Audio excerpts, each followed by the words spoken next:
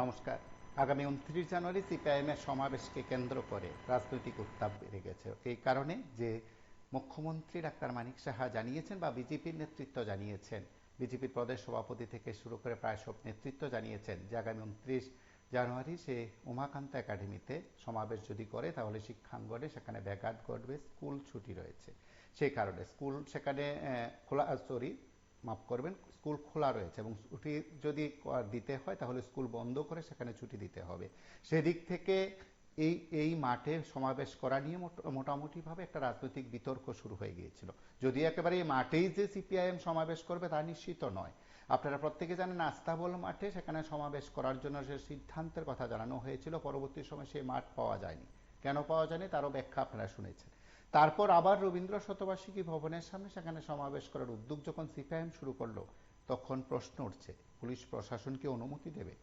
আপাতত এই বিষয়টি নিয়ে যখন আলোচনা চারদিকে, তখন বিজেপির প্রদেশ সভাপতি থেকে শুরু করে প্রত্যেকে এই কর্মসূচি সম্পর্কে দাবি করেছেন যে সিপিআইএমের সঙ্গে লোকজন নেই, সংবাদ শিরোনামে থাকতেই এই সমাবেশকে কেন্দ্র করে এইভাবে শাসক দল এবং সরকারের বিরুদ্ধে সিপিআইএম নাকি মিথ্যা অপব্যাখ্যা সেখানে করছে, মিথ্যা তথ্য সেখানে সামনে দিচ্ছে। এবং আবেদন করার পর যে সরকারি অনুষ্ঠান রয়েছে আস্থা বলে, সেই আস্থা বলে সরকারি অনুষ্ঠানের কথাও নাকি সিপিআইএমকে জানানো হয়েছে। ইত্যাদি নিয়ে রাজনৈতিক মহলে তর্ক বিতর্ক ইত্যাদি শুরু হলেও এই সময়ে যথেষ্ট গুরুত্ব পেয়েছে সেই ঘটনা ২৯ জানুয়ারির সিপিআইএমের সমাবেশ। আজ কার্যত বিজেপির তরফে সাংবাদিক সম্মেলনে জবাব দেওয়া হয়েছিল। যে প্রেক্ষাপটে জবাব, সে জবাবের নিরিখে বিজেপির নেতৃত্ব স্পষ্ট ভাষায় জানিয়ে দিয়েছেন যে তারা এই সময়ের মধ্যে যে কর্মসূচিগুলো সংগঠিত করছেন ঠিক কি প্রেক্ষাপটে সংগঠিত করছেন। সংবিধান গৌরব অভিযানের প্রেক্ষাপটে কথা বলেছেন নেতৃত্ব। তার সঙ্গে আজ এই অভিযান শেষ হলো, গত ১১ জানুয়ারি থেকে তা শুরু হয়েছিল। তার আগে ৯ জানুয়ারি রাজ্যস্তরীয় কর্মশালা অনুষ্ঠিত হয় এবং তার আগে সেই কর্মসূচির ঘোষণা হয়েছিল। পক্ষকালব্যাপী কর্মসূচি নিরিখে আজ ছিল শেষ দিন, অর্থাৎ প্রত্যেক মণ্ডলে ছিল শোভাযাত্রা বা মিছিল কর্মসূচি। আগরতলা সহ গোটা রাজ্যে সেখানে মণ্ডল স্তরে তা সংগঠিত করেছে বিজেপি। প্রদেশ সভাপতি রাজীব ভট্টাচার্য সহ মন্ত্রীরা এই আয়োজনে অংশগ্রহণ করেছেন। বিধায়ক মন্ত্রী সহ বিভিন্ন স্তরের নেতৃত্ব এই আয়োজনে অংশ নেন এবং এই আয়োজন থেকেও যে রাজনৈতিক বার্তা দেওয়া সেটা নেতৃত্ব দিয়েছেন। সাংবাদিক সম্মেলনে কংগ্রেস এবং সিপিআইএমকে এক জায়গায় রেখে আক্রমণ শাণিত করলেন বিজেপির প্রদেশ নেতৃত্ব। প্রদেশ মুখপাত্র নবেন্দু ভট্টাচার্য সাংবাদিক সম্মেলনে রীতিমতো বিভিন্ন বিষয় উত্থাপন করে কংগ্রেস এবং সিপিআইএমকে যে নিশানা করেছেন তিনি তার বক্তব্যে স্পষ্ট করে দিয়েছেন। এবং সিপিআইএম বিভিন্ন জায়গায় সমাবেশকে কেন্দ্র করে কর্মসূচিতে সেখানে সামিল হয়েছেন। প্রচারের আলোয় সেই ২৯ জানুয়ারি সমাবেশকে নেওয়ার চেষ্টা করছেন। সেই ২৯ জানুয়ারি সমাবেশ সর্বশেষ খবর, আমি আরো একবার বলছি, সর্বশেষ খবর রবীন্দ্র শতবার্ষিকী ভবনের সামনে সিপিআইএম সেখানে সমাবেশ করতে চলেছে। যদিও এই বিষয়টি নিয়ে এখনো পুলিশ প্রশাসনের তরফে কোনো অনুমতি আসেনি। আবার রবীন্দ্র শতবার্ষিকী ভবনের সামনে সিপিআইএম সমাবেশ করতে পারবে না এই সংক্রান্ত কোনো নির্দেশ প্রশাসন থেকেও দেওয়া হয়নি। আমরা আজ কয়েকটি বিষয় আপনাদের কাছে তুলে ধরলাম, তার পাশাপাশি আপনাদের প্রত্যেকের কাছ থেকে কয়েকটি বিষয় আমরা শুনব এবং অবশ্যই নেতৃত্বের কথা শুনব।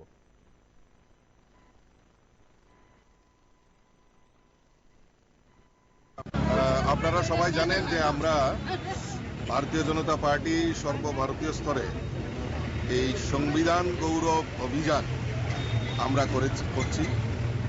গত ১১ তারিখ থেকে আজকে তার পরিসমাপ্তি ঘটবে এবং এটা শুধু ত্রিপুরা রাজ্যে নয়, সমগ্র ভারতবর্ষব্যাপী এই সংবিধান গৌরব অভিযানটাকে আমরা সাফল্যমণ্ডিত করছি এবং সকলের স্তরে সকলের কাছে যে সংবিধান সম্পর্কে ওয়াকিবহাল করা এবং সংবিধানের এই গৌরব গাথা সম্পর্কে মানুষের কাছে তুলে ধরার জন্যই আমরা এই সংবিধান গৌরব অভিযানটা আমরা করছি। আমরা জানি যে আমাদের এই বি.আর. আম্বেদকর, যিনি আমাদের সংবিধান রচয়িতা, উনার প্রতি যে অপমান এই ভারতবর্ষে বারবার কংগ্রেস দ্বারা হোক কমিউনিস্টের দ্বারাই হোক, তারা যেভাবে বাবা সাহেব আম্বেদকরকে অপমান করেছে এবং এই সংবিধান যে আমাদের শুধু সার্বভৌমত্ব, আমাদের এটা শুধু একটা সংবিধান, একটা গ্রন্থ নয়, এটা আমাদের ভারতবাসীর কাছে সার্বভৌমত্বের তো কাজেই এটাকে বেশি করে প্রচার করা এবং মানুষের সামনে তুলে ধরার জন্যই আমরা বিভিন্ন র্যালির মাধ্যমে সেটা মানুষের কাছে পৌঁছে দেওয়ার জন্য আমরা আজকে সমবেত হয়েছি এবং আজকে সমস্ত ত্রিপুরা রাজ্যের সমস্ত মণ্ডলে তার এই র্যালির মাধ্যমে এটা মানুষের কাছে আরো বেশি করে প্রচার প্রসারের জন্য আমরা এখানে সমবেত হয়েছি।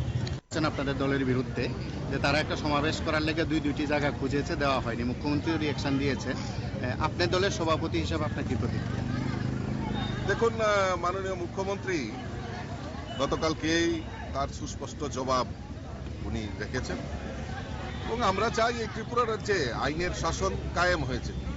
দীর্ঘ 25 বছরে বামপন্থীরা যেভাবে মানুষের উপর অত্যাচার, মানুষের উপর যেভাবে সন্ত্রাস করে এই রাজ্যে ওনারা গদিতে কায়েম ছিলেন, সেই পরিবেশ তো এখন ত্রিপুরা রাজ্যে নেই। ত্রিপুরা রাজ্যের মানুষ স্বতঃস্ফূর্ততার সঙ্গে ভারতীয় জনতা পার্টির সঙ্গে রয়েছে এবং ভারতীয় জনতা পার্টির আদর্শিত দীক্ষিত হয়ে ভারতীয় জনতা পার্টির সংগঠনকে আরো শ্রীবৃদ্ধি করছে। আপনারা দিন দিন লক্ষ্য করছেন যে বিগত 2023-এর নির্বাচন, তারপরে আপনার উপনির্বাচন, তিনটি জায়গায় বিধানসভার উপনির্বাচন, পঞ্চায়েত নির্বাচন, লোকসভা নির্বাচন, সেখানে বামপন্থীদের ত্রিপুরা রাজ্যের মানুষ মুছে ফেলে দিচ্ছে।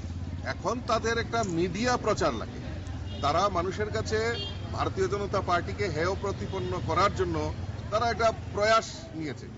আরে ওই যেটাই আমাদের করতে হবে, ওই যেটাই মাঠ দিতে হবে, এটা মানে অন্যায় আবদার।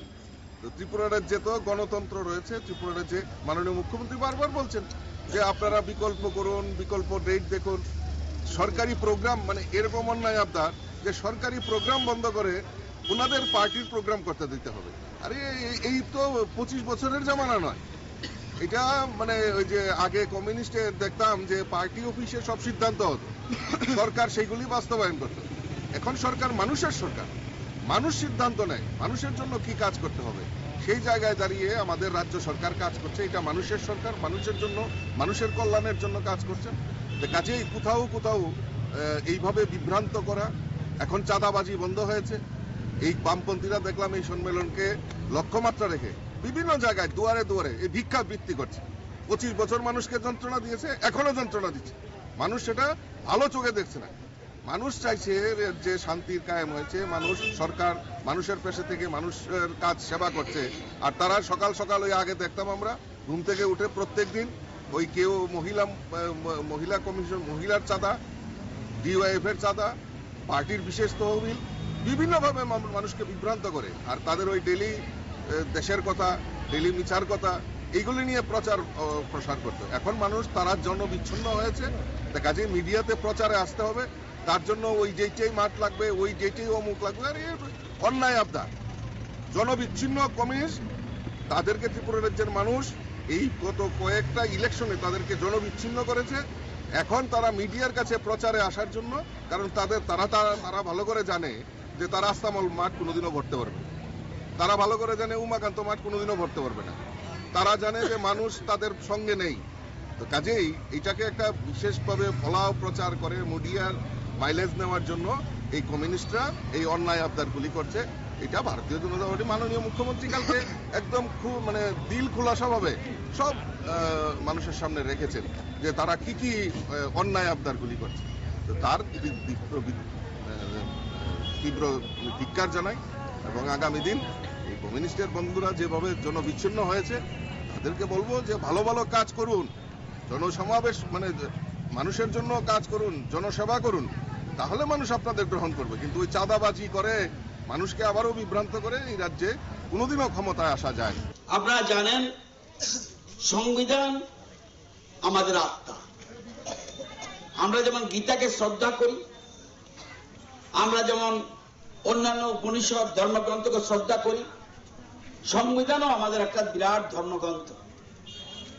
আমাদের দেশে যা কিছু হচ্ছে, যা কিছু উন্নয়ন হচ্ছে, সব সংবিধানের মাধ্যমে। কিন্তু দীর্ঘ বছর এই সংবিধান প্রণেতা, অর্থাৎ সংবিধানকে যিনি রচনা করেছেন, সংবিধান, আমাদের সংবিধান পৃথিবীর সর্ববৃহৎ সংবিধান, যিনি এই সংবিধান রচনা করেছেন ডক্টর বি.আর. আম্বেদকর। কিন্তু ওনাকে কখনো কংগ্রেস দল ওনাকে একটা সম্মান পর্যন্ত জানানো হয়নি। পরবর্তী সময় 1990 সালে বিজেপির সমর্থনে শ্রদ্ধা জানান, কারণ কখনো জওয়াহরলাল নেহরু এসসিদের পক্ষে, এসসি সংরক্ষণের পক্ষে কথা বলেনি। জওয়াহরলাল নেহরু বলুন, রাজীব গান্ধী বলুন, পরবর্তী সময় যারাই কংগ্রেসের নেতৃত্ব ছিল সত্যিকারের এসসি এসটি ওবিসিদের বিরুদ্ধে ছিল। কংগ্রেস শাসনকালে ওনাকে কোনো গুরুত্বপূর্ণ দায়িত্ব দেওয়া হয়নি। উনি যেহেতু পিছিয়ে পড়া সম্প্রদায়ের প্রতিনিধি ছিলেন, এসসিদের পক্ষে কথা বলেছিলেন, এসটিদের পক্ষে কথা বলেছিলেন, ওবিসিদের পক্ষে কথা বলেছিলেন, এই জন্য ওনাকে কোন রকম শ্রদ্ধা জানানো হয়নি। দীর্ঘ বছর এদেশে কংগ্রেস ক্ষমতা ছিল, কিন্তু কখনো পুরনো পার্লামেন্ট ভবনে ওনার প্রতিকৃতি পর্যন্ত লাগানো হয়নি। এটা অত্যন্ত দুঃখের, অত্যন্ত লজ্জা। এবং দেশের প্রধানমন্ত্রীর দায়িত্ব নেওয়ার পর আমাদের প্রধানমন্ত্রী নরেন্দ্র মোদীজি প্রথম ওবিসিদের রিজার্ভেশন আরো 10 বছর বাড়িয়ে দেয়। আজকে যে আপনারা যারা এসসিরা চাকরি পাচ্ছেন, এসটিরা চাকরি পাচ্ছেন, ওবিসিরা কেন্দ্রীয় সরকারের চাকরি পাচ্ছেন, এই যে রিজার্ভেশন, এই রিজার্ভেশনও বি.আর. আম্বেদকরের দেওয়া তৈরি। সুতরাং আজকে সবাই মিলে আমরা এক ভারত শ্রেষ্ঠ ভারত বানানোর যে সংকল্প, এই সংবিধানকে মাথায় রেখে, সংবিধানকে শ্রদ্ধা জানিয়ে আমরা সেটা পালন করব। আমি আজকে যারা উদ্যোক্তা, মোহনপুর মন্ডল এবং শাখা সংগঠনগুলি সবাইকে আমি অভিনন্দন জানাচ্ছি। প্লাস এখানে যারা আজকে বিরাট সংখ্যক মহিলা যুবক, আপনাদের সকলের সহযোগিতা চাই। এটা সংবিধানকে শ্রদ্ধা করেনি, সংবিধানকে অপব্যবহার করে কাশ্মীরে 370 ধারা লাগু করেছিল। এটা সব সময় বি.আর. আম্বেদকর বিরোধিতা করেছিলেন। এবং শুধু এটা নয়, আপনারা জানেন জরুরি অবস্থা অনেকের মনে নেই, 1975 সালে যে জরুরি অবস্থা, ইন্দিরা গান্ধীর ভোটটাকে অবৈধ ঘোষণা করেছিল এলাহাবাদ হাইকোর্ট। এলাহাবাদ হাইকোর্ট বলেছিল প্রধানমন্ত্রী এই গতিতে থাকতে পারে না, কারণ উনি সঠিকভাবে নির্বাচিত হয়নি, উনার ভোটটাকে বাতিল করে দেওয়া হয়েছিল। কিন্তু জোর করে ক্ষমতা থাকার জন্য জরুরি অবস্থা জারি করে, এটা আমাদের দেশে নয়, শুধু পৃথিবীতে বিরল ঘটনা। এবং জেলখানার যত জায়গা ছিল এর থেকে অনেক বেশি মানুষকে গ্রেফতার করেছে। সারা দেশ একটা কারাগারে পরিণত হয়েছিল। তো আজকে আমরা বিশেষ করে আমাদের ত্রিপুরাতে গণতান্ত্রিক আন্দোলনের প্রবীণ লড়াকু, এবং শুধু গণতান্ত্রিক আন্দোলন না, এই রাজ্যের বিকাশে নমস্কার, কে বলছেন? যারা তাদের জীবন যৌবন দিয়েছেন এই অভয়নগর এলাকাতে, উনি ঠিকভাবে নির্বাচিত হননি, ওনাকে এই পদে রাখা যায় না। যিনি এই কথা বলছেন উনি তো ঠিকভাবে সংবিধানের নামে শপথ নিয়ে এসে চেয়ারে বসেছিলেন। তো টিপিএমপি দেখালে তাকে কি করবো? হ্যাঁ, তো তাহলে যে 2 দিন আগে এই কথাটা কইলো, এখনের কথার লোক 2 দিন আগের কথার লোক তো মিল নাই। 1 লাখ টাকা বেতন পাইয়াছিরা চেয়ারে বসেছিরা যেমনে পাল্লা কেমনে কথা কইব, এটাও তো ঠিক না। 2 বছর আগে কইছে যে এই পদে এতজন লোক নিয়ে করবো, 2 বছর পরে মন্ত্রী সুশান্ত চৌধুরী আবার কইছে যে সেম পোস্ট সেম পদে আবার নিয়ে করবো। তো তাও তো ঠিক নাই, নিজেই ঠিক নাই, আবার আরেকজনের উপর ঠিক নাই। এটা তো মানে কিরকম জায়গায় ব্যাপার ছিল না।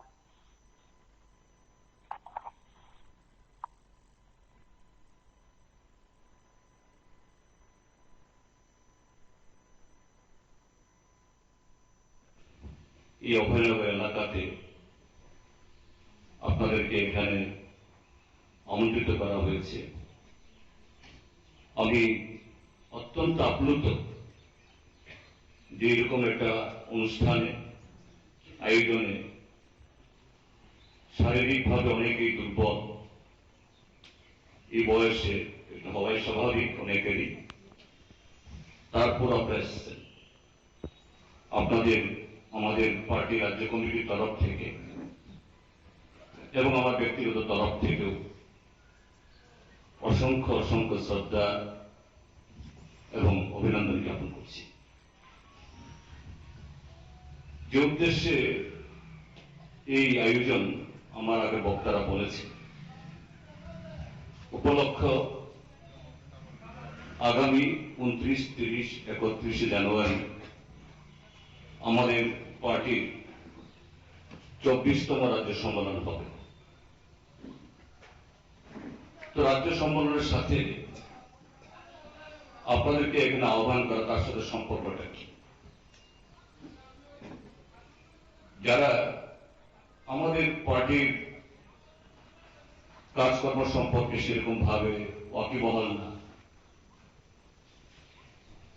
বা অকারণে যারা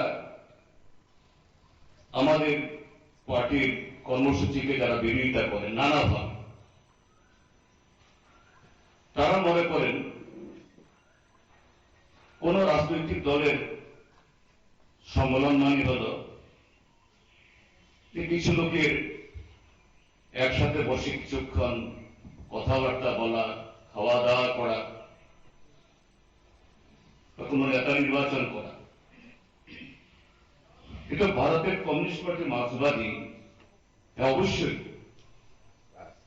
আমাদের পার্টির যে সংবিধান, তার যে গঠনতান্ত্রিক যে পদ্ধতি বা নিয়ম, 3 বছর অন্তর আমাদের আয়োজন, এবং এই আয়োজন একেবারে তৃণমূল স্তর, অর্থাৎ আমরা যেটাকে বলি ব্রাঞ্চ, হয়তো অনেকে এই শব্দটির সাথে পরিচিত নাও হতে পারেন,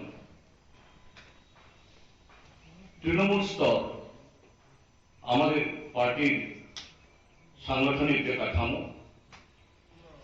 সেখান থেকে শুরু করে সর্বভারতীয় স্তর। এটা শুধু আমাদের গঠনতান্ত্রিক যে তার বাধ্যবাধকতা, এটাকে পালন করার জন্য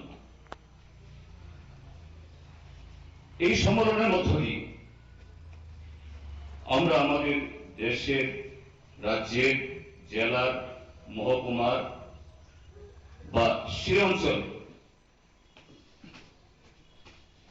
চলমান আর্থ, সামাজিক, সাংস্কৃতিক, রাজনৈতিক সমস্ত বিষয় দেশের হিতে, জাতির হিতে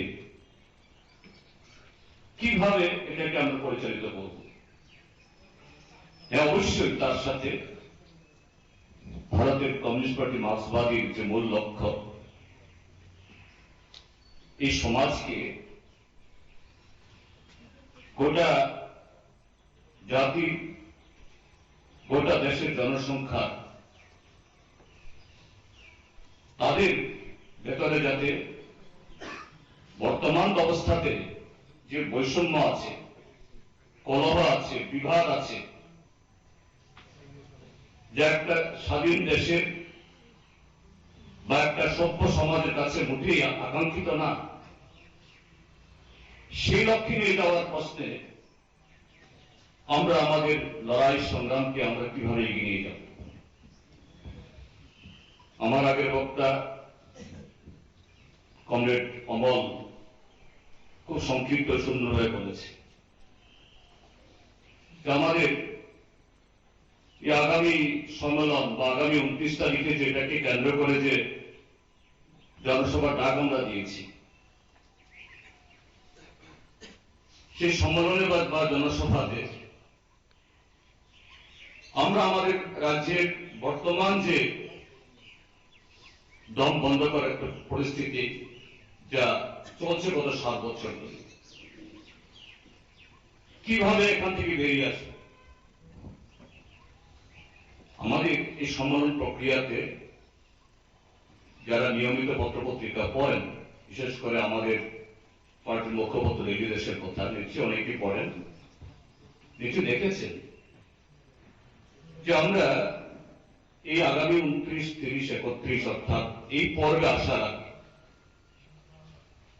তৃণমূল স্তরে, অর্থাৎ আমরা যেটাকে ব্রাঞ্চ বলি, এতে প্রায় 4000 আমাদের এরকম সম্মেলন বা বৈঠক হয়েছে। তার উপরের স্তরে গোটা রাজ্যে উন্মাদনা তৈরি হয়েছে মানুষের মধ্যে। সিপিআইএম এর 24তম রাজ্য সম্মেলন আগামী 29 থেকে 31 তারিখ আগরতলা শহরে অনুষ্ঠিত হবে।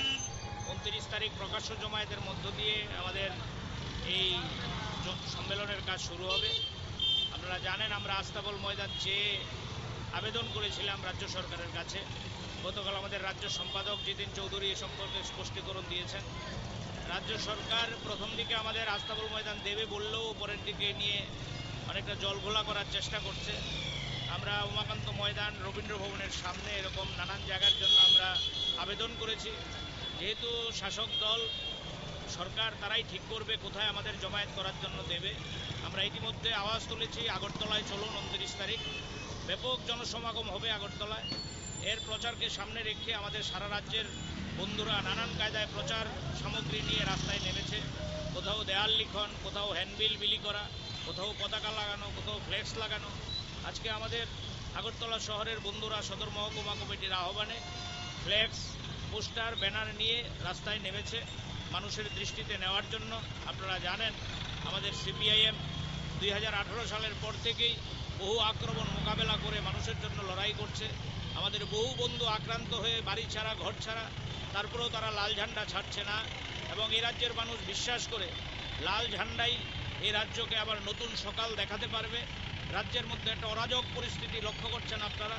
ব্যবসায়ীদের ব্যবসা নেই, বেকারদের কাজ নেই, ছাত্রদের শিক্ষার পরিকাঠামো নেই, হাসপাতালের মধ্যে রোগীর চিকিৎসার বন্দোবস্ত নেই, ডাক্তার মার খাচ্ছে হাসপাতালে, ব্লকের মধ্যে বিডিও মার খাচ্ছে, জেলা দপ্তরের কর্মচারীরা আক্রান্ত হচ্ছে, ব্যবসায়ীরা আক্রান্ত হচ্ছে, ঠিকাদাররা টেন্ডার দিতে পারছেন না। গোটা রাজ্যে মাফিয়া রাজ তৈরি হয়েছে।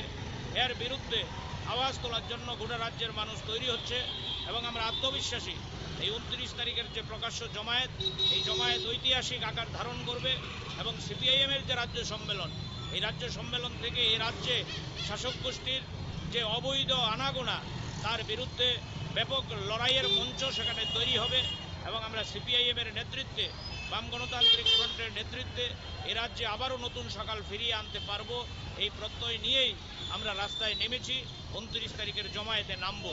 গ্রামাঞ্চলে তো সমাজচ্যুত করার চেষ্টা করা হতো যারা বিরোধী দলের সমর্থক ছিলেন।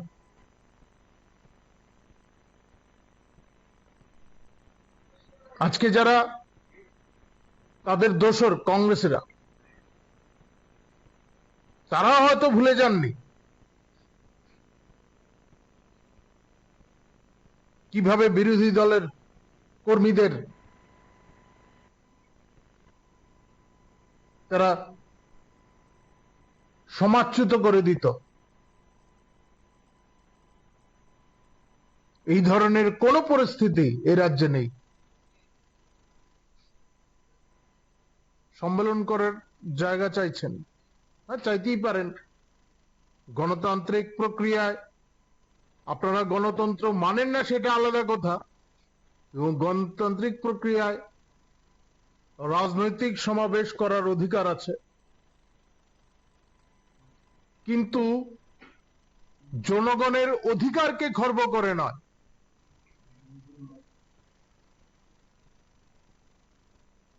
সরকারি কর্মকাণ্ড বাদ দিয়ে নয়,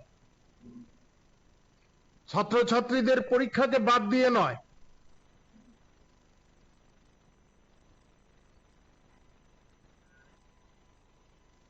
এইগুলির ঊর্ধ্বে না রাজনৈতিক দলের কর্মকাণ্ড। আমাদের দলেরও বিভিন্ন রাজনৈতিক কর্মকাণ্ড আছে, সম্মেলন হয়, নির্দিষ্ট প্রথা মেনেই আমাদের এই কাজগুলি করা হয়। সরকারি স্থান ব্যবহার করতে গেলে, হল ব্যবহার করতে গেলে আবেদন করতে হয়, নাকচও করা হয়। এমন দৃষ্টান্ত বহু আছে আমাদের পার্টির ক্ষেত্র। তাই বলে মানে সরকারের বিরুদ্ধে অপবাদ দেওয়ার যে চেষ্টা, পার্টির বিরুদ্ধে অপবাদ দেওয়ার যে চেষ্টা, সেটা কিন্তু কাম্য নয়। যাই হোক, আপনার প্রথা মেনে সম্মেলন করবেন। লোক যাই আছে যে আপনারা সেইভাবে করতে পারছেন না, সরকারকে আপনারা কালিমালিপ্ত করার চেষ্টা করছেন আপনাদের ত্রুটি ঢাকতে, সেটা কিন্তু কাম্য নয়। যাই হোক, মানুষ এখন সবকিছু বুঝে। একটা সময় ছিল মানুষের জানার অধিকার সীমিত ছিল, এখন ঘরে বসেই মানুষ সমস্ত তথ্য জানতে পারেন। ভারতীয় সংস্কৃতিতে বিশ্বাসী ছিলেন, আর বিশ্বাসী ছিলেন বলেই মূল সংবিধানের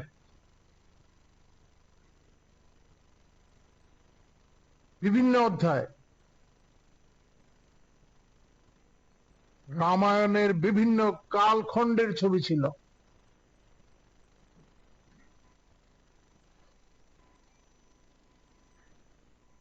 ভারতীয় সমাজ ব্যবস্থা, ভারতীয় সংস্কৃতির প্রতি তাদের আস্থা ছিল বলেই তারা দেশীয় সংস্কৃতির উপর ভিত্তি করে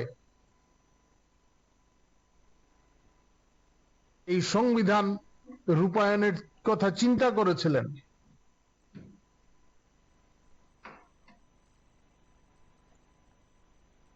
কিন্তু যারা বিদেশি আদর্শে পুষ্ট, যারা মনে করতেন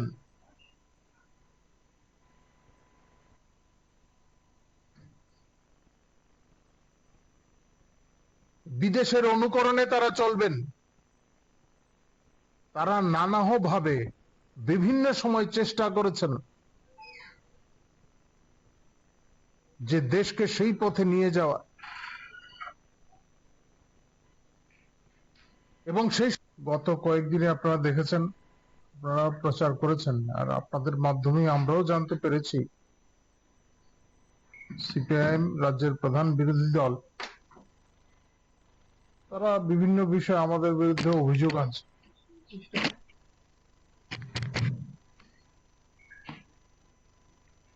মন গড়া কিছু অভিযোগ তারা আমাদের বিরুদ্ধে আনছে, আর তাদের যে সহযোগী শক্তি কংগ্রেস,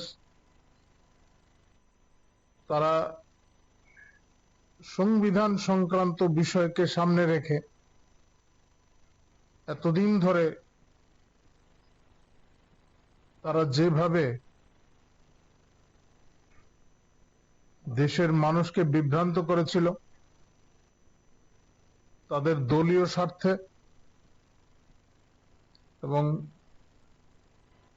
পরিবারের স্বার্থে, যেভাবে সংবিধানকে ব্যবহার করেছে, ক্ষমতার অপপ্রয়োগ তারা করেছে, তা নিয়ে সাফাই দিচ্ছে এবং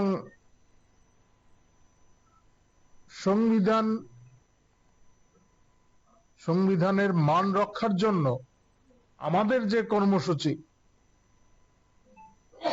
সংবিধানকে নিয়ে আমরা যেভাবে গৌরব অনুভব করি এবং তার প্রচার আমরা যেভাবে করি, তা নিয়ে তারা বিকৃত কিছু মন্তব্য রাখছে বিভিন্ন জায়গায়। এই বিষয়গুলি নতুন কিছু নয়। প্রদেশ কংগ্রেসের তরফ আমি এটুকুই বলতে চাই যে সিপিএম সমাবেশ করুক বা দায়িত্ব বিজেপির সমস্যা করতে, ওনারা তো কম করছে না, বিজেপি তো কম করছে না, বেকারদের নিয়ে তো কোনো কিছু করছে না, কোনো চাকরি চাচ্ছে না, কোনো ইন্টারভিউ নোটিফিকেশন দিয়ে যাচ্ছে, আজকে দিব কালকে দিব বলছে, কিছুদিনের মধ্যে হয়ে যাবে চাকরি। কোথায় তারা কিছু করে, তারা তো তাদের সাংগঠনিক কাজ নিয়ে ব্যস্ত আছে। তো তাহলে বিরোধী দলরা যদি তাদের সাংগঠনিক কাজ নিয়ে ব্যস্ত থাকে, তাদের সমস্যা, বিজেপির সমস্যা কোথায়? আমি এটাই বুঝতে পারছি না। বিজেপিকে এটাই বলতে চাই, আপনাদের সমস্যাটা কোথায়? আপনারা এত চলছেন কেন? বিরোধীরা বিরোধীদের কাজ করে যাবে, আপনারা আপনাদের কাজ করে যান। যদি পারেন তাহলে সমস্যার সমাধান করুন। এতটুকুই বলা ছিল। Thank you.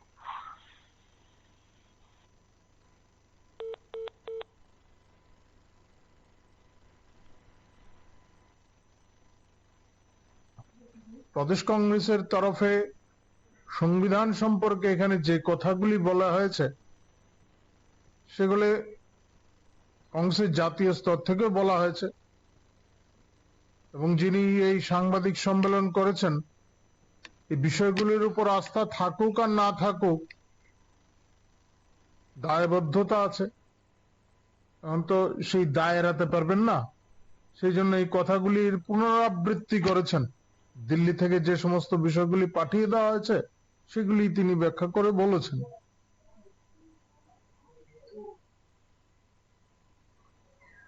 দেশের নমস্কার, কে বলছেন? বিভিন্ন সময় যখন বিপর্যয়, অবশ্যই, হ্যাঁ বলুন।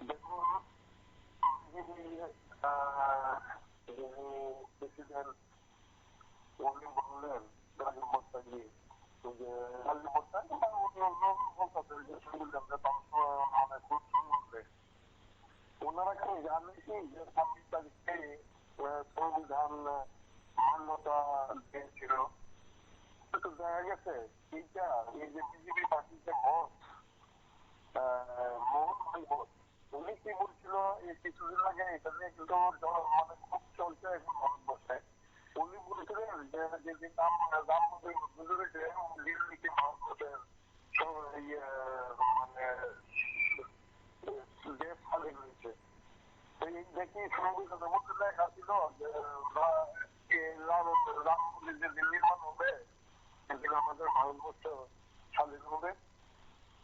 ওনারা মুখ্য একটা শব্দ বলুন না, মোহন ভাগবতের মতো লোক এইরকম ভাবে অপমান করতে পারে একটা রাষ্ট্রকে, চিন্তা করো না। আর এদের মতো পরিমাণ নাই। এরা কিছুদিন আগে দেখলেন কি বলবো, অমিত শাহ কি বলবো, এরাই কিন্তু সংবিধানটাকে ধ্বংস করার মূল কারিগর। এবং তারা প্রচারও করতেছে এটা যে তারা নিজস্ব সংবিধান বানাইছে, গীতা গ্রন্থ সরকারের মাধ্যমে এরা রাখতে পারবে, এরকম একটা প্রচার করতেছে বিজেপি। এরা মানুষের দুঃখ দিতেছে। তবে একটাই আমরা বাবা সাহেবদের আলাপ আলোচনা করতেছে, এটাই কিন্তু আমরা দেশবাসী আমরা তাদের যে কার্যক্রম বুঝি আমাদের জানানোর লোক আমরা সতর্ক হইলাম। আচ্ছা, তাছাড়া তারা আপনার মাধ্যমে সিপিএম কথা করে অনেক মানুষের মধ্যে কোনো লাভ নেই, সবাই মান্যতা দিতে হবে, সবাই স্বার্থের জন্য একটু বাবা তবে আপনাকে মাধ্যমে আমার একটা অনুরোধ, সিপিএম, কংগ্রেস, বিজেপি, তৃণমূল সংগঠনটা আসলে কোনো লাগবে সমস্ত নেতারা 29 তারিখে বাবা সাহেব যে একটা পরিচিতি লাভ করছে ভুল হয়েছে দাদা, মনোনয়ন মন্ডলের 29/1/2025 ওনার জন্ম জয়ন্তী এবং ওনার মাধ্যমে বাবা সাহেব পরিচিতি লাভ করছিল। কিন্তু এটা হয়তো আপনারা জানেন বাংলাদেশ থেকে উনি জীবন মন্ডলী উনি বাংলাদেশ থেকে ওনারা পাঠ করে লোকসভাতে পাঠিয়েছিল। এটা আমরা জানা, আমরা দেখি চর্চা করি। তবে বিজেপি, সিপিএম, কংগ্রেস, তৃণমূল ওনারাও যেন এক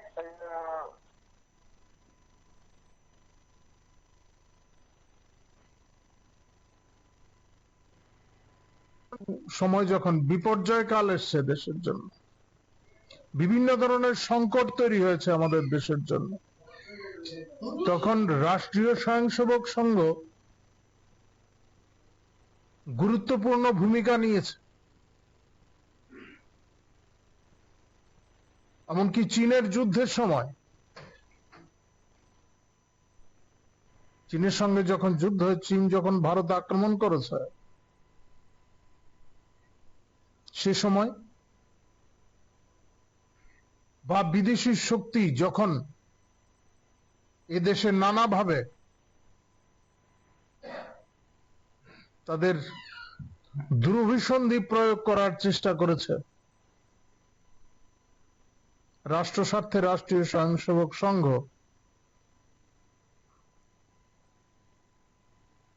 নিয়ম নীতি মেনে তার কাজ করে গেছে। আমাদের সরকার আসার পর আপনারা দেখুন, কোথাও এই ধরনের কোন পরিস্থিতি তৈরি হয়নি।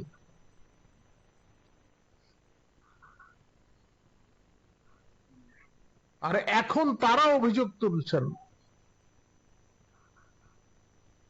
যারা নিজেদের স্বার্থে ক্ষমতার অপপ্রয়োগ করেছেন,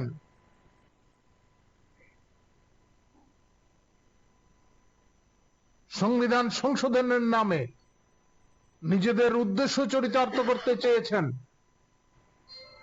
তারা এখন অভিযোগ তুলছেন, সংবিধানের কথা তুলে ধরছেন, সংসদে সংবিধান হাতে নিয়ে গেছেন। মূল সংবিধানটা পড়ারও সুযোগ হয়নি তাদের, হয়তো তারা এই সমস্ত অভিযোগ করছেন।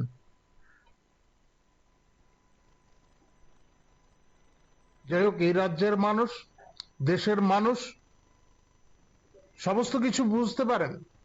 সাময়িক হয়তো কাউকে প্রভাবিত করা যেতে পারে,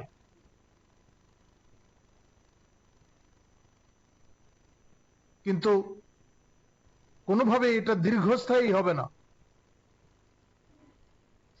নির্বাচনের আগে সংরক্ষণের কথা বলে মানুষ, কিছু সংখ্যক মানুষকে বিভ্রান্ত করেছেন, কিন্তু পরিণাম দেখছেন আপনারা। বিভিন্ন রাজ্যে নির্বাচন হচ্ছে, ফলাফল দেখতে পাচ্ছেন। যাই হোক, আমরা আমাদের এই দেশের সংবিধান নিয়ে আমরা গৌরব অনুভব করি। যারা এই সংবিধান প্রণেতারা, যারা, তাদের আমরা প্রাতঃস্মরণীয় মনে করি।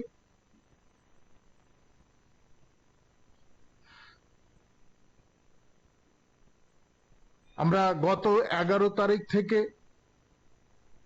সংবিধান গৌরব দিবস পালন করছি, গৌরব, এবং আজকে তার সমাপন। আমাদের রাজ্যের প্রত্যেকটি মণ্ডলে আজ বিকালে আমাদের মিছিল বের হবে। নমস্কার, কে বলছেন? নমস্কার। পার্টির হ্যাঁ, হ্যালো, কথা বলুন, আপনার কথা শোনা যাচ্ছে। বলছিলাম আপনার যে বিজেপির যিনি আজকের এই মানে বক্তব্য, সাংবাদিক সম্মেলন করে নবেন্দু ভট্টাচার্য বক্তব্য লিখেছেন, আমি প্রথমত ওনাকে ব্যক্তিগতভাবে কিছু বলছি না, তবে বলতে চাইছি যে উনি এত শুকিয়ে গিয়েছেন কেন, ওনার মুখটা এত শুকনা হয়ে গেছে কেন?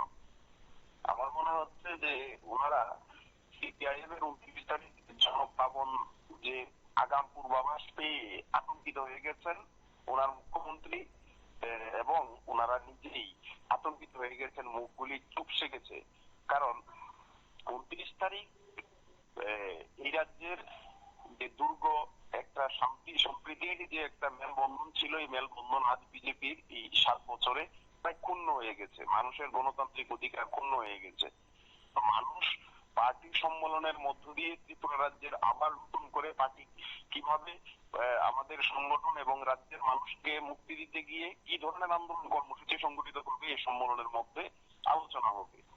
নিশ্চিতভাবে এই সম্মেলনের রূপরেখা তৈরি করার আগে যে একটা সমস্ত অংশের পার্টি কর্মীদের এবং সাধারণ সমর্থকদের, আমাদের বিভিন্ন বাম সংগঠনের বিভিন্ন কর্মীরা যখন আগরতলায় আসবে, ওনারা ভাবতে পেরেছেন যে সারা রাজ্যে থেকে যে জনপ্লাবন 29 তারিখ হবে, এই জনপ্লাবনের একটা ওনারা আগাম আতঙ্কিত এবং ভীত সন্ত্রস্ত হয়ে রয়েছেন। ধীরে ধীরে ওনারা পায়ের তলার মাটি সরে যাচ্ছে। জেলা সভাপতি, মন্ডল সভাপতি পরিবর্তন করেও মানে বুথের জনগণকে আর ধরে রাখতে পারছেন না। এখন জনগণ তাদের মুখ্যম সরাসরি জবাব দিয়ে দিচ্ছেন। যাদেরকে এক নম্বর বলে প্রতিশ্রুতি দিয়েছিলেন, যে ঘরে ঘরে রোজগার বা বিভিন্ন প্রতিশ্রুতি তারা দিয়েছিলেন, 7 বছরে বহু বেকার তাদের বয়স উত্তীর্ণ হয়ে গেছে, কিন্তু তারা চাকরি আর পায়নি।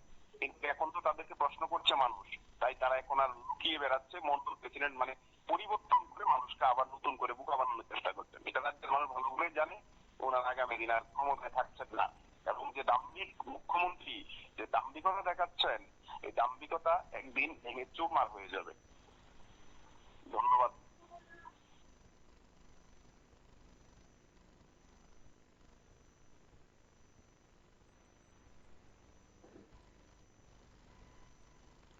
নমস্কার, কে বলছেন? পার্টির কর্মকর্তা, আমাদের পার্টির আগরতলা থেকে বলছিলাম। হ্যাঁ, বলছিলাম যে 29 তারিখে আমরা যানবাহন পাবো তো, এটা যাতে সরকারের আগে বার্তা থাকে যে আমরা চিকিৎসার লেগে যেতে পারি বা অন্যান্য কাজের লেগেও যেতে পারি, আমরা যানবাহন যাতে পাই, এটা যাতে সরকার যাতে নজর দেওয়া হোক, যাতে গাড়িগুলো যাতে বন্ধ না হয়, এদিকে সরকার যাতে নজর দেওয়া হোক। আমি মাননীয় মুখ্যমন্ত্রীর কাছে আবেদন করতে চাই যে আমাদের গাড়িগুলো যাতে সঠিক চলাফেরা করতে পারে, আর ওই যদি চলাফেরা যদি না করতে পারে আমাদের তো সাধারণ মানুষের খুবই একটা হবে, মানে বিদ্যুৎ হবে। আর তারা রাজনীতি করছে কংগ্রেস বিজেপি, এটার লেগে তো আমরা সাধারণ মানুষকে আমরা ক্ষতিগ্রস্ত হতে পারি, আর যাতে আমরা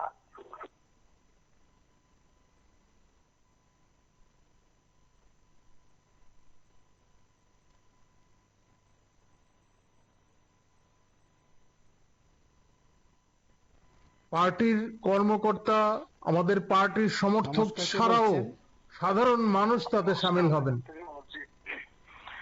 দেখেছি 29 তারিখ রাজ্য সম্মেলনকে কেন্দ্র করে যে জায়গা নিয়ে যে একটা সমস্যা আমরা আজকে দেখলাম, রবীন্দ্র ভবনের সামনে কংগ্রেস সিপিএম একসঙ্গে দেওয়ার একটা সিদ্ধান্ত দেখলাম। কারণ আসলে দেখেন, একটা সম্মেলনকে নিয়ে বিজেপি দল আর একটা যে তাল বাহানা করে যাচ্ছে সেটা সারা ত্রিপুরা রাজ্যের মানুষ সব জেনে গিয়েছে, এবং যারা বিজেপি ভালো লোক হয়েছে তারাও কিন্তু সেটাকে বিরোধিতা করে যাচ্ছে।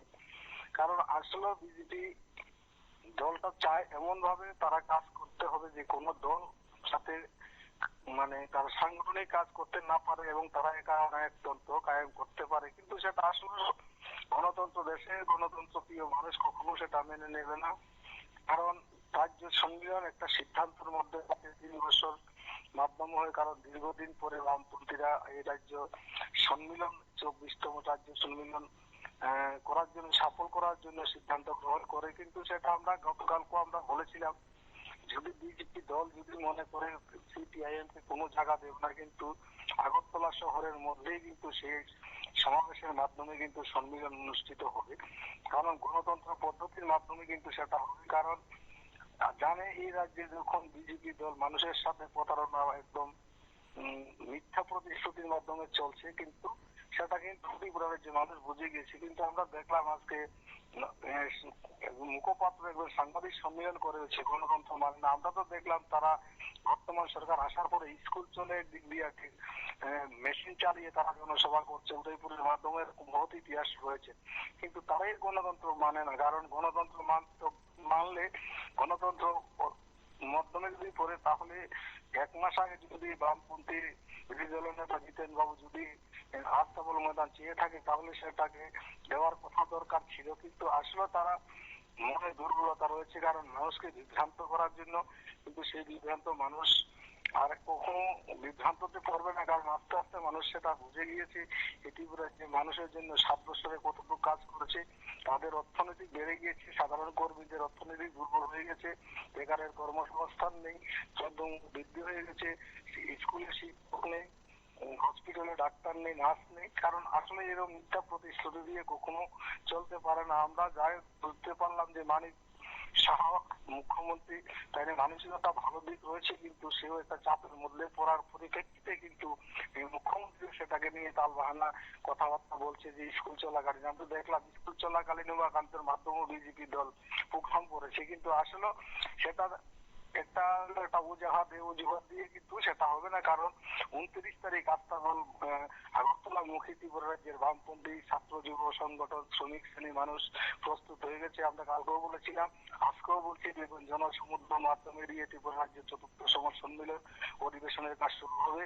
কারণ ত্রিপুরা রাজ্যের মানুষের নির্ধারিত আগামী 2028 সালে নির্বাচন, সেই নির্বাচনকে সামনে রেখে মানুষের যে ত্রিপুরা রাজ্যের মানুষের যে দুঃখ কষ্ট ও বঞ্চনা, বেকার বিরোধী, বেকারের স্বার্থে, শ্রমজীবী মানুষের স্বার্থে যে গাইডলাইন তৈরি হবে সেটা আগামী দিন বাস্তবায়ন করার জন্য ত্রিপুরা রাজ্যের মানুষ প্রস্তুত রয়েছে এবং সম্মেলনের মাধ্যমে সেটা বাস্তবায়ন হবে।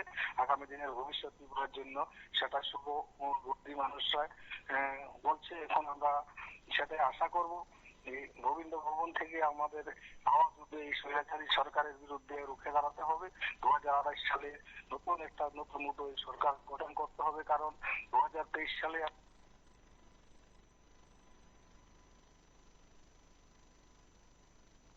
নমস্কার, কে তাদের সামিল হবেন? হ্যাঁ, নমস্কার। হ্যাঁ, বলুন। বলছিলাম 29 জানুয়ারি গোবিন্দ ভবনের সামনে সমাবেশ, তো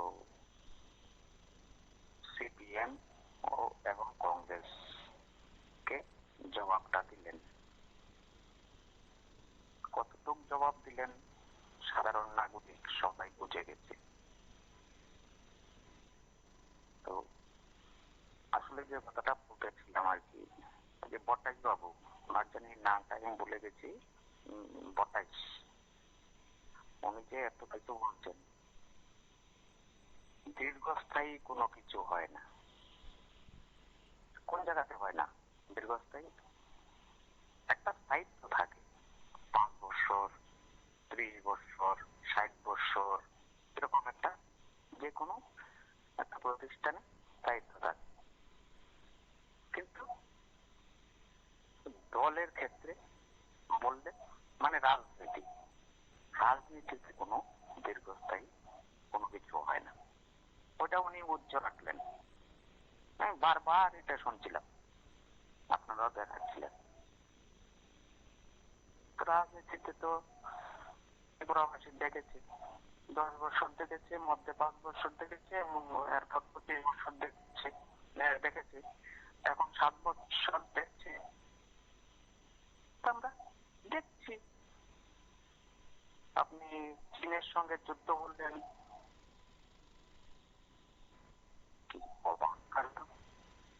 কি অবদান আছে আরএসএস এর? কি অবদান আছে রাষ্ট্রীয় স্বয়ংসেবক সংঘ? কি অবদান আছে ভারত স্বাধীন? মহাত্মা গান্ধী যে গুলিবিদ্ধ করেছিল, কে? নাথুরাম ঘোষ না অন্য কেউ? একটু তো বিতর্ক চলছে। আপনাদের সংসদ যারা আছে, আপনার তো খুঁজে, ওরা তো অনেক আপারে আছে। আপনি যে বলছেন বাবু, আপনারা অনেক উপরে আছে, ওরা সংসদে বসে কথা বলে, আর আপনি একটা পার্টির ব্যানারে কথা বলেন। এখনো এমএলএটাও হননি আপনি। দেখেছি মানিককে বরণ করে নিচ্ছে, বাবুকেও দেখে জানি একটা দেখলাম, জিতেন বাবুকে আমরা সম্পাদক দেখতেই হবে। তো দেখি ঘটনা হলো, আমরা কিভাবে, জনগণ কিভাবে সুবিধা পাবে? না পার্টি যারা আছে তারাই বুক করবে, মন্ডল, বুথ, অন্য কিছু ডিস্ট্রিক্ট, ওইভাবে রাজনীতি। ওই আপনার কথাটা আবার পুনরাবৃত্তি করতে হয়, দীর্ঘস্থায়ী কোনো কিছু হয় না। মানে রাজনীতিতে দীর্ঘস্থায়ী কোনো কিছু হয় না, আর নাহলে সব জায়গাতেই দীর্ঘস্থায়ী হয়। শুভরাত্রি, ভালো থাকবেন। অবশ্যই, এবং যারা আমার কথাগুলো শুনেছেন বা আপনারা অনেকে কথা বলেছেন, এই অনুষ্ঠান থেকে কয়েকটি বিষয়গুলো হয় খুব গুরুত্বপূর্ণ। আগামী কয়েকদিন বা আগামীকাল তারপর সেখানে পরিষ্কার হবে আদৌ সিপিআইএম কোন জায়গায় সমাবেশ করবে, অনুমতি দেবে কিনা পুলিশ প্রশাসন। আপাতত রবীন্দ্র ভবনের সামনে আগামী 29 জানুয়ারি সমাবেশ হচ্ছে বলে সর্বশেষ খবর। সেই স্থানও কি আবার পরিবর্তন হতে পারে, তা অবশ্যই জানতে নজর রাখবেন। PB24 পর্দায় আজ এই পর্যন্তই। নমস্কার, শুভরাত্রি।